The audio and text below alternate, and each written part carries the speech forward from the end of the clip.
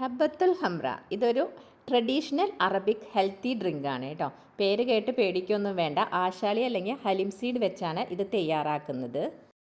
അതിനുവേണ്ടി ആശാളി അല്ലെങ്കിൽ Haleem seed 1 table spoon എടുക്കുക. 1/2 കപ്പ് വെള്ളമൊഴിച്ച് കുതിർത്താൻ വേണ്ടി 10 മിനിറ്റ് ഒന്ന് മാറ്റി വയ്ക്കാം. അതിനുശേഷം ഒരു ഗ്ലാസ്സിലേക്ക് 1 ടേബിൾ സ്പൂൺ കസ്റ്റാർഡ് പൗഡറും 1/2 കപ്പ് ഫ്രഷ് മിൽക്കും കൂടി ഒഴിച്ച് കട്ടകളില്ലാണ്ട് ഇളക്കി മാറ്റി വയ്ക്കാം. പിന്നെ ഒരു സോസ് പാനിലേക്ക് 2 കപ്പ് പാലൊഴിക്കുക. തിളച്ച് വരുമ്പോൾ ഒരു ട്രഡീഷണൽ ടേസ്റ്റിന് വേണ്ടി സഫ്രോൺ ഒരു പിഞ്ച് ഇട്ട് കൊടുക്കുക കേട്ടോ.